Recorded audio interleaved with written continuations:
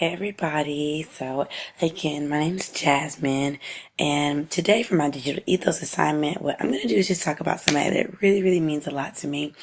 A little backstory about Bozeman St. John.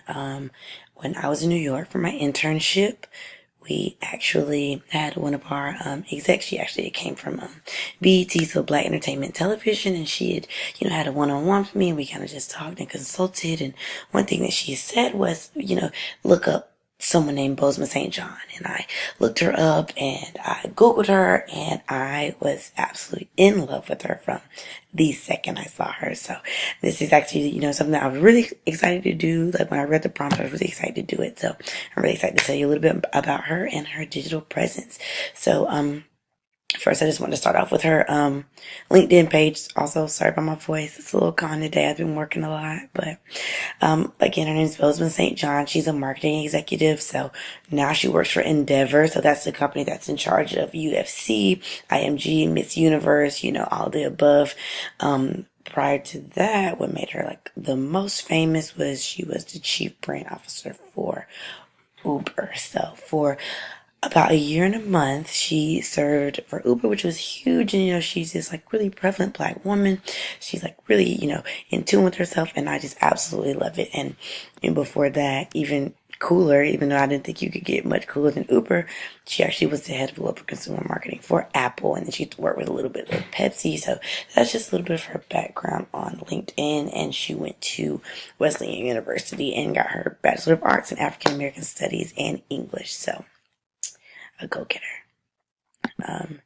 The next thing I want to touch on was her Twitter page. So here's where you really see where she like constructs her identity. So you can kind of see just from her profile picture of how like outgoing, how happy she is, her hair, her nails, just exudes confidence from the second you see her. So I favorited a couple tweets that were really important to me. So literally the first tweet on here being that you must be ready to burn yourself in your own flame. How can you rise anew if you have not first become the ashes? So it just kind of goes to say that like once you start from the bottom, it's inevitable that you'll start back new and, refreshed and better than ever. So that's something that really meant a lot to me.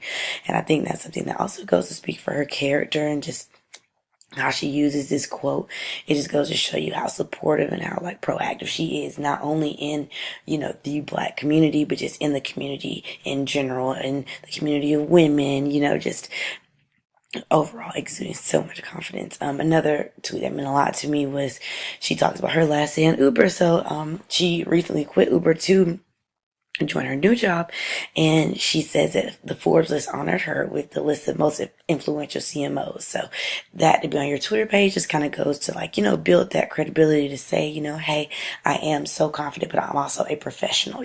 Forbes honored me, but for her to say it in a way like, onward I go to Endeavor as their CMO to continue to influence, disrupt, push culture forward, and shine and work, just kind of shows you of how like work and pushing for that diversity, that inclusion, and that whole ideal of just working hard to get what you want is really just really evident in everything on her Twitter.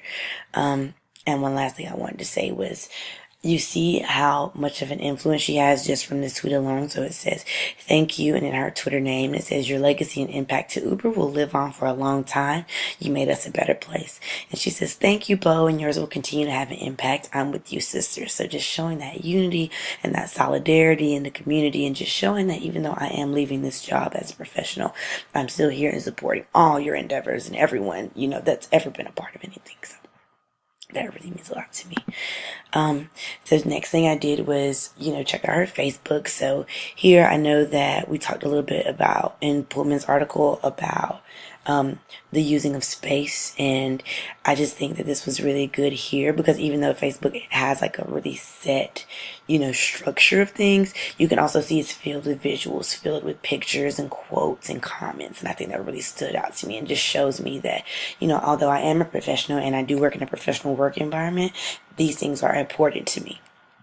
So this just is just like a normal post of hers, which really I just absolutely adore her. And one of the things that I did learn about her when I was doing a little research is that she's also wrote an article for a magazine, or she did an interview for a magazine, and she just talked about how comfortable she was with her body and how a lot of people had a lot of problems with her professionalism, and they would question her professionalism just by the way that she dressed and the things that she wore, and because they were revealing. And she just went on to talk about how she loved herself and she was so comfortable with herself and so comfortable being who she was that it wouldn't affect her professionalism at all, and that she can be seen not as a sexual being but as a professional being, and not being, put down into a ball of this is a sexual being. And I just felt like that was so, so inspiring. And here she talks about some of her colleagues, so Matt Clapper, and an article that kind of follows after that. And then she kind of talks about all that glitters is not gold. One thing you'll learn if you do a little research about her, she loves any like glitter references and like anything shiny. So here she just talks about glitter, sparkle, magic. Yes, I have all of that, but don't take it at its surface. I shine brighter because of the depth of what I've been through and earning it. And so there again is that reoccurring theme of hard work and earning and working for what you want. And to go back above, just touch a little bit back about her Matt Clapper post, it just goes to show you that she is building those relationships and she's having those relationships on social media, and it's not just all about her, which gives me just a really good vibe of selflessness. And last but not least, I just wanted to go touch on her Instagram for a little bit, and this is what really made her really like human to me, so like when you hear about famous people and people that do, really big things, the first thing you think about is, oh my God, they're untouchable. They're just a figment of my imagination. They don't really exist. They're just some big being in the world that we see on TV that we'll never get to see. But as I looked at her Instagram, I was just kind of humbled, and I was shown like a really humble side of her and a really like personable side of her.